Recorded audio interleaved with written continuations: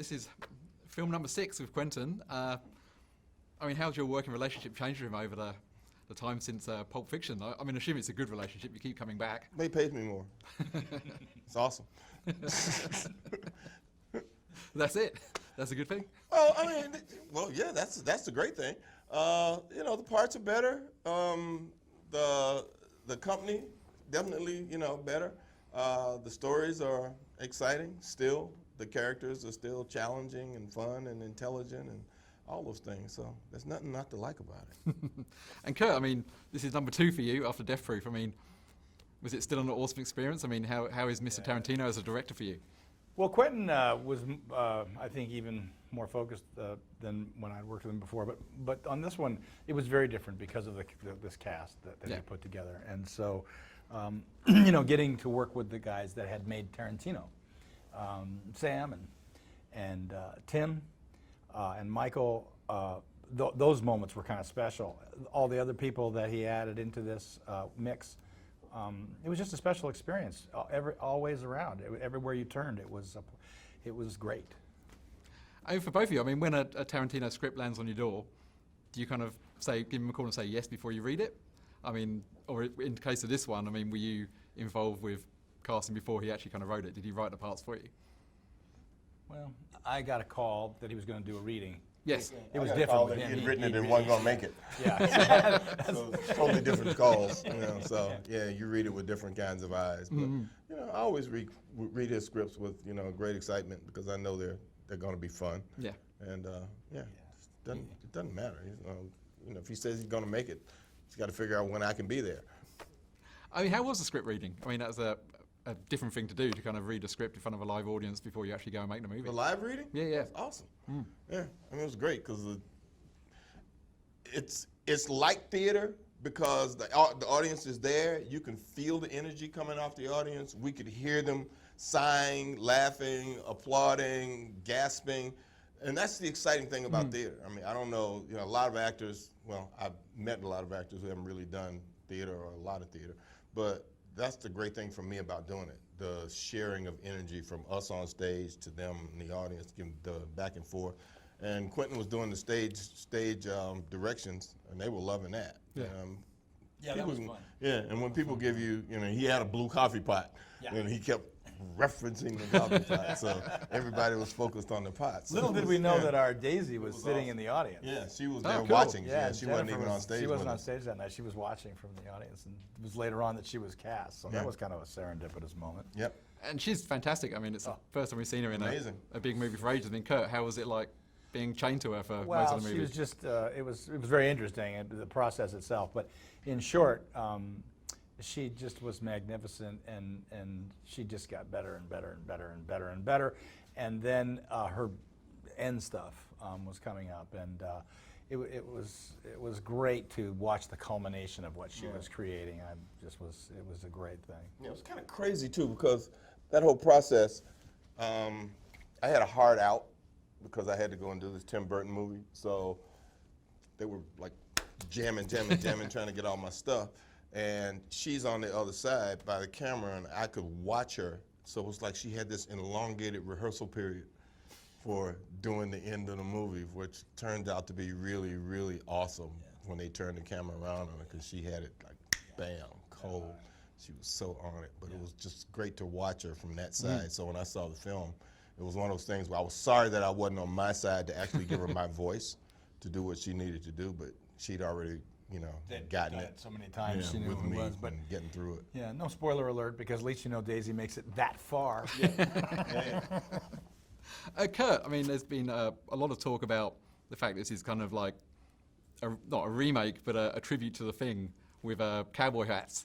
And there's various similarities, and obviously it's shot in snow.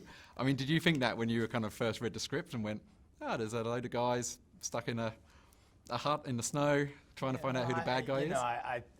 There was, you know, the obvious reference to the storm outside, being cut off, and being in a room, just being in a room, proximity. But other than that, I mean, he had his basics that he was going through, and obviously touching some touching on some elements of The Thing, but The Thing was about the thing that I did with John Carpenter was from a movie from a book called Who Goes There? Yes. And that was quite different from the movie The Thing that people sometimes often think of. So Quentin, I think, was tapping into some of that, what that was. He had a lot. Listen, when Quentin goes to work, he connects the dots of a lot of different histories. You know what's amazing though? Even last night, I was sitting there watching it. It's like, no matter how many times that door got kicked open, people enjoyed watching it get nailed shut. People love that moment. I don't care how many times you do it, people love that moment. I always sat there, while we were doing it, I'd be like, do we really have to nail this door shut? We gotta keep going through this. Doing this all the time? Is this gonna work? You knew something I didn't know, because I was like, but yeah. Yeah. I mean, how was the shoot overall? I mean, obviously it looked pretty cold and pretty tough at times. I mean, was that an enjoyable shoot?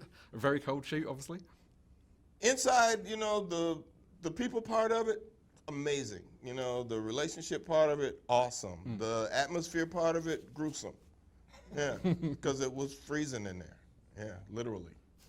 Yeah, we'd go outside. It would be like outside today. It would be like that, but we'd be inside a room where it was freezing. And then, we would hesitate to go outside because we didn't want to get the flu. Yeah. And then we just couldn't take it anymore, so we have to go outside. It was 4 months of being cold. It was okay. It was a long day, in terms of that. But it was always enjoyable. And obviously, Quentin's renowned for his scripts. But is he a director who will let you run with his words when you're actually shooting? I mean, is there much improvisation there? Yeah, his words, not yours. No one else's. Yeah. He'll let you run with them. You can interpret them any way you want. If he wants them differently, he'll say, no, I don't do it that way. Do it this way. But other than that, just have fun time. His words. Oh, we wouldn't be there if he, If we didn't say the words the way he hears them in his head, he wouldn't be in there. You wouldn't be invited back. You wouldn't be the guy you got. We wouldn't be in that room. I mean, Kurt, this is another Western. I mean, it's a long time since Tombstone, and you've just also made Bone Tomahawk. I mean, have you enjoyed coming back, growing the moustache? Well, it was just the luck of the draw. Bone Tomahawk was a script I read about 4 years ago. It was a small production, and it depended heavily on the cast that was going to be available to do it. And so some guys would fall in and fall out and whatnot. And finally, when it finally was able to be made, it just so happened that we did it just before this movie, which meant that I couldn't look the way I wanted to look in it because I had to kind of I was getting ready for Hateful Eight, and so I kind of held it at the halfway point for that. And very proud of that movie. I think it's a really good, it's a really interesting movie. I like it. I mean, do you think this is going to be an upsurge in westerns again? I mean, it's a no. I don't think so. No. I don't think odors are resurging. That's it. This is it. I'm taking great pride in the fact that somebody pointed out there were 4 westerns made this year. But you got Magnificent Seven's coming. Yep. With Denzel and those guys. So there'll always be 1 or 2. Not going to be a plethora. I mean, when Quentin is setting up this film, I mean, you often hear about how he gives his actors homework and things to watch before they make the movie. I mean, did he get any of you guys to watch any films or references before you made this? Tall T. He gave us some movies, to watch, and then I forgot what the other one was. And then when we were in Telluride, we watched Man in the Wilderness. Did you watch one of them? Man in the Wilderness, and for some reason, His Girl Friday. I didn't come to that one.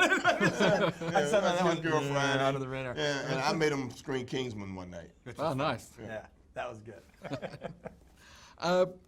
And I guess, I mean, you obviously keep going back. But I mean, as actors, does it help you having a director who you worked with a lot? Obviously, you also work with John Carpenter a lot. Does it kind of give you that kind of, you create a shorthand with the director when you work with them a lot? I don't know if it's shorthand so much as that director trusts you to do certain things, and he knows that you're going to deliver in a certain way. He also knows that you're going to influence the new people that come in a certain way when they see how you work together or what that process is, and your tone, because you know who that director is and how he wants it to go. But being on a Tarantino set is a bigger learning experience than most people would even realize, because Quentin, being this unique cinephile, has this information, and it's always good information or something that you've never heard before or something that makes you want to go, I need to go look that up. I don't know if that's true or not, you know? It's amazing to work with him because there's this phrase that's been tossed around since the beginning of making movies, trust in the director. And that's a true statement. I mean, you can talk about it lightly, but the truth of the matter is it all comes down to that. And it's a director's medium.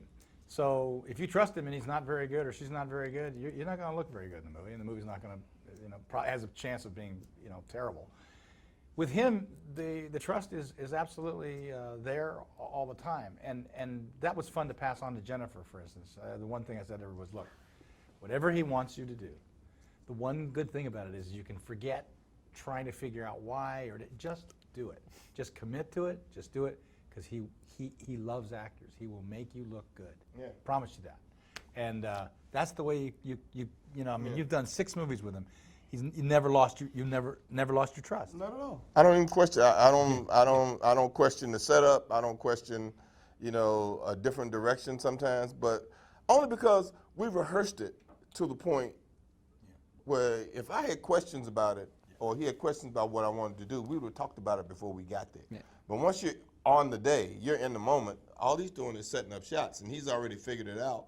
And if you ask him, well, why are you pushing in here? He could tell you, there's this so-and-so movie that I watched, that, I'm trying to bring the audience to this place where they can look and see this thing on your face, and also make them lean forward in their seats to do something. So you say, oh, okay, and a lot of directors can't tell you stuff like that. All they can say is, well, I just want to get this shot. And you go, well, you don't really need that shot because it's not going to be in the movie. But Quentin makes stuff that you trust. It's an interesting experience because you can rehearse stuff for a long time. Yeah. We rehearsed for a month. There was a scene at the dinner table that for a month played the same way. Then in rehearsal on the day before we're going to shoot it, played the same. On the day we shot it, you and Walton got a different thing going on. That's what's in the movie. It's and they've never been played that way until they decided to play it that way, until it happened that day. So you're not confined. You're not confined to what you've necessarily. Sometimes you don't know. I mean, the one thing we didn't know about, like we didn't know about the cold, how it was going to affect us. We did not know how that stew was going to affect us until we started eating that shit. And ended up eating it for 9 days. It's like, oh, no, fuck stew.